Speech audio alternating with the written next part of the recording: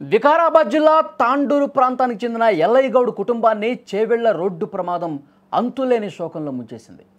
ముగ్గురు కన్న బిడ్డల్ని కోల్పోయిన ఆ తల్లిదండ్రుల రోదనలతో పెర్కంపల్లి గ్రామం మొత్తం కూడా విషాదంలో మునిగిపోయిన పరిస్థితి. ఎల్లయ్య గౌడ్ డ్రైవర్గా పనిచేస్తూ నలుగురు కుమార్తెల్ని ఎంతో కష్టపడి చదివిస్తున్నారండి. వారిలో ఒక కుమార్తెకి పెళ్ళైంది. మిగిలిన ముగ్గురు కుమార్తెలు తనుష, సాయిప్రియ, నందిరులు బస్సు ప్రమాదంలో విగత జీవులుగా మారిపోయారు. ఉన్నత చదువులు చదివి తల్లిదండ్రులకు ఆసరా అవుతామని కలలు కన్న ఆ ముగ్గురు యువతుల జీవితాలు ఒక్క ప్రమాదంతో అర్ధాంతరంగా ముగిసిపోయింది. ఇప్పటికే వాళ్ళ అంత్యక్రియలు పూర్తయ్యాయి. ప్రస్తుతం వారి నివాసం వద్ద ఒక ఉద్విగ్న వాతావరణం ఉంది. తల్లిదండ్రులు, బంధువులు కడసారి చూసుకుని వాళ్ళని పంపిస్తూ ఎంత గుండెల విషయాలు రోధించారంటే నిజంగా అక్కడ చూస్తున్న వాళ్ళు కన్నీళ్లు పెట్టుకుంటున్నారు. అంత బాధాకరమైనటువంటి వాతావరణం అక్కడ ఉంది.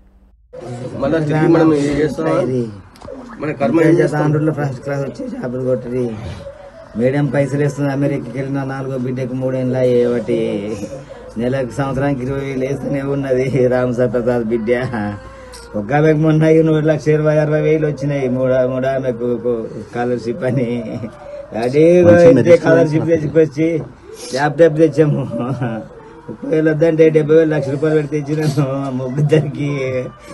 ధన్యవాదా పిల్లలు ఎదుగారు. బస్సు ఒక్కరన్నా మిగిలిపోయిరే ఏమైనా పిల్లలకు.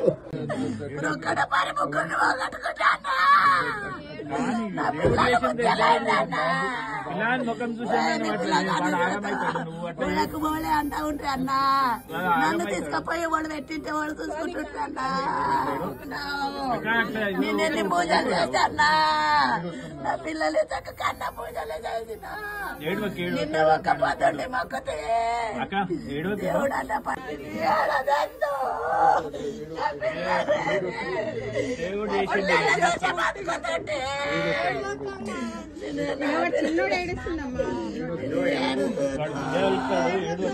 నా పిల్ల వచ్చే నెల జాబ్ చేసి నన్ను నడిపోతా అన్నానా.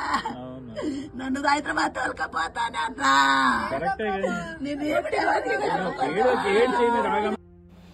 తల్లిదండ్రులు, కుటుంబ సభ్యులే కాదు, గ్రామం కూడా కన్నీరు పెట్టింది.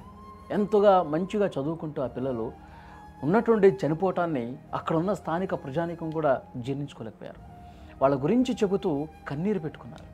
పిల్లలు ఏడాదికి ఒకనాడు వస్తుంది, ఇన్ని కేళ్ళని మాట్లాడుతుండ్రు. అయితే వాళ్ళు రాకుండ్రి మంచిగా పలకరిస్తుంది. వాళ్ళకి ఏం తెలియదు, ఊరు ప్రపంచం తెలియదు. వాళ్ళకి అక్కడనే వాళ్ళు మంచిగా తల్లిదండ్రులు పట్టుకుంటారు. కానీ పిల్లలు మంచిగా 5 మంది, 4 బిడ్డలు, ఒక్క కొడుకు.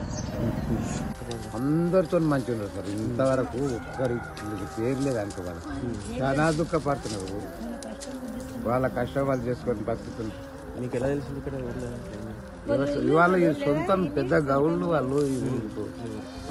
సొంత ఊరు, 60 రోజులు గారు ఇల్లు, సొంత ఊరు, పొలాలు, భూమి అంతా ఉన్నది వాళ్ళకి.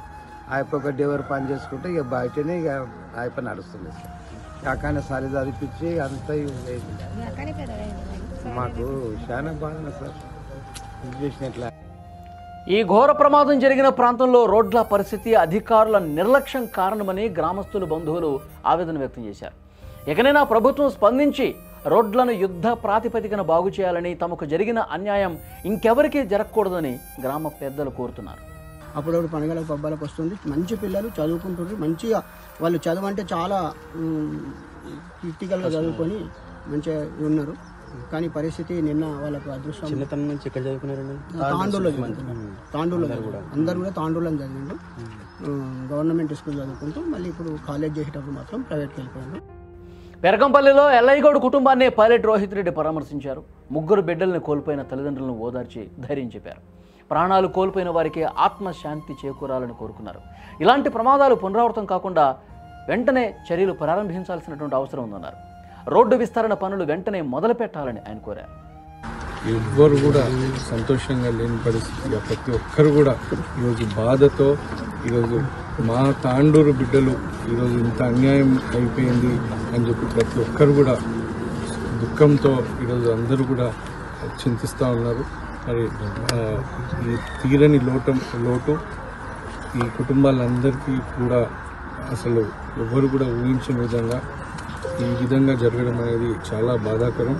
ఇప్పటికైనా ప్రభుత్వం ఈ రోడ్డు పనులు తొందరగా చేయాలని చెప్పి నేను ప్రభుత్వాన్ని విజ్ఞప్తి చేస్తూ ఉన్నాను. మరి రేవంత్ రెడ్డి తిరిగే రోడ్ అది, ఆయన కొడంగల్కి వెళ్ళాలన్నా కానీ ఇదే రోడ్డు మార్గంలో మన గౌరవ ముఖ్యమంత్రి గారు కూడా ఇదే రోడ్డు మార్గం వాడుతూ ఉన్నారు. నిజంగా ఏ కుటుంబానికి కూడా జరగకూడని విషాదం ఇది. 3 బిడ్డల్ని కోల్పోయిన ఆ తల్లిదండ్రుల బాధ వర్ణనాతీతం. ఆ బాధను తట్టుకునే ధైర్యాన్ని, బలాన్ని ఆ దేవుడు ఇవ్వాలని కోరుకుందాం.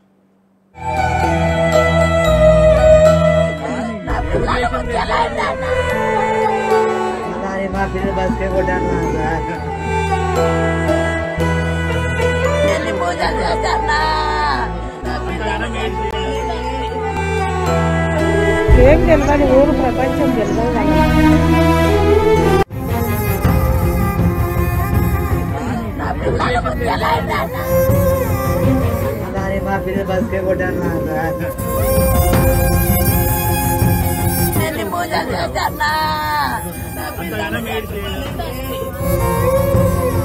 ఏం తెలియదు, ఊరు ప్రపంచం తెలియదు వాళ్ళకి.